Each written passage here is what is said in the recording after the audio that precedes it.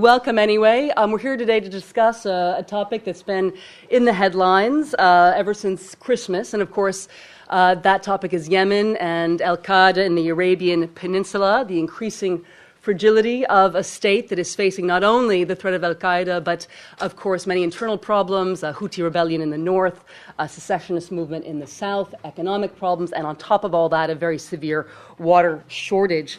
Of course, these problems, these regional and global threats have existed for some time, but of course it always takes some major crisis here in the States, like an attempted terrorist attack, to get the press and the public following an issue. And so here we are finally with Yemen getting some of the attention it deserves.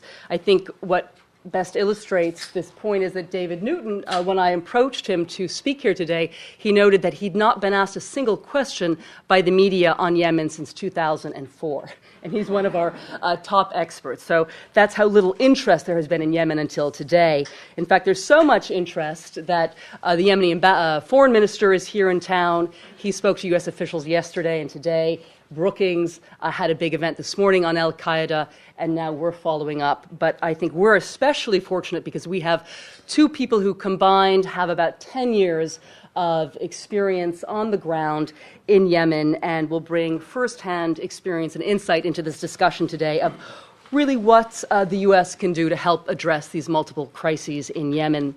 Thomas Krajeski served as ambassador to Yemen from 2004 to 2007, where he managed the full range of US-Yemen bilateral issues with special emphasis on counter-terrorism and development.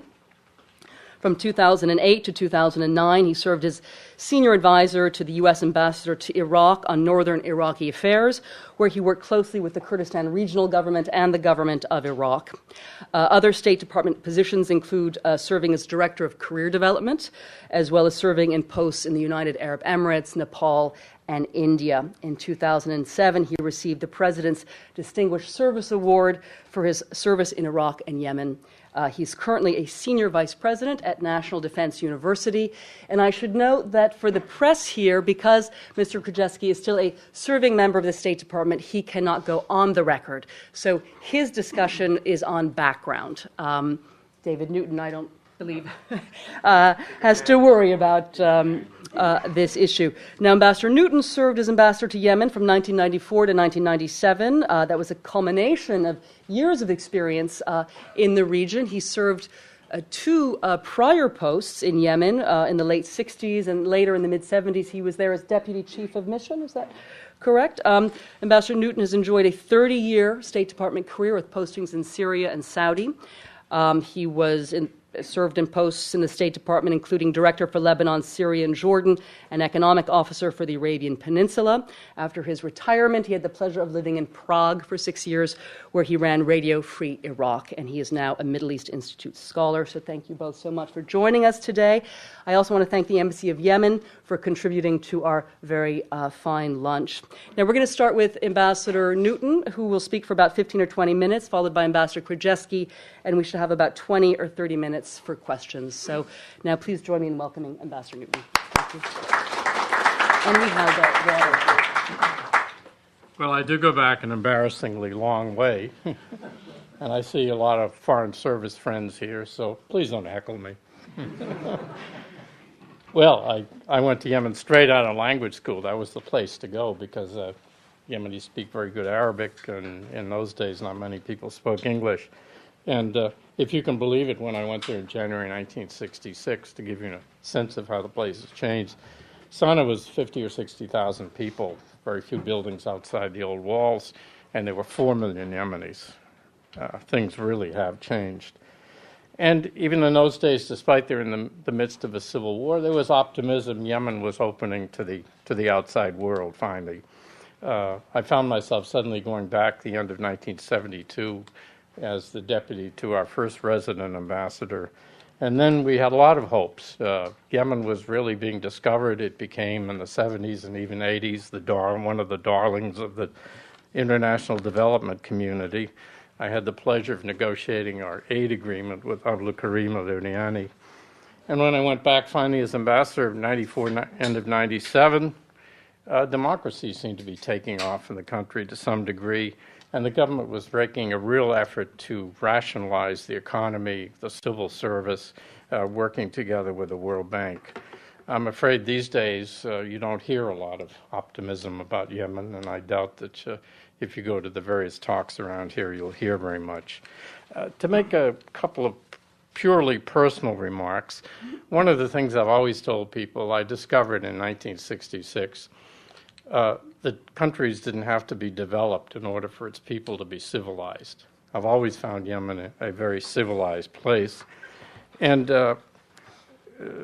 if I would characterize Yemenis as I have, I would say generalize Yemenis as intelligent, energetic, highly political, fractious, and strongly resistant to the rule of other people, whether Yemeni or foreign.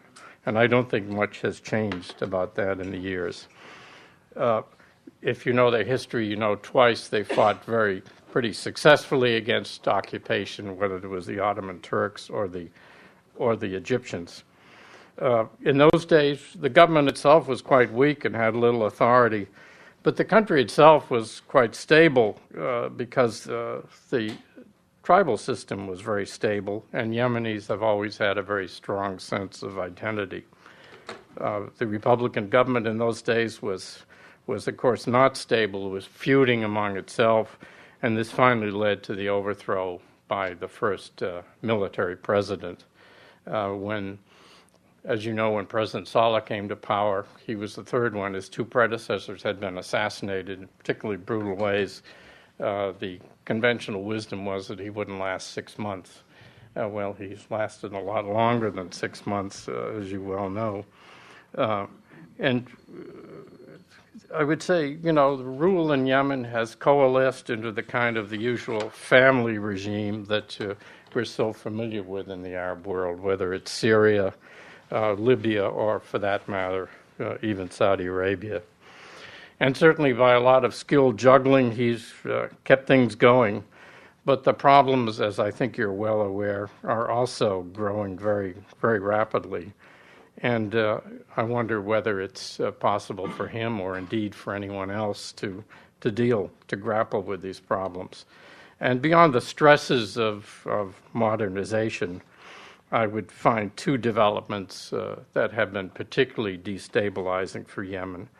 One, of course, ironically, is unification. Politically in 1990 and militarily in 1994, that has certainly exacerbated regional differences.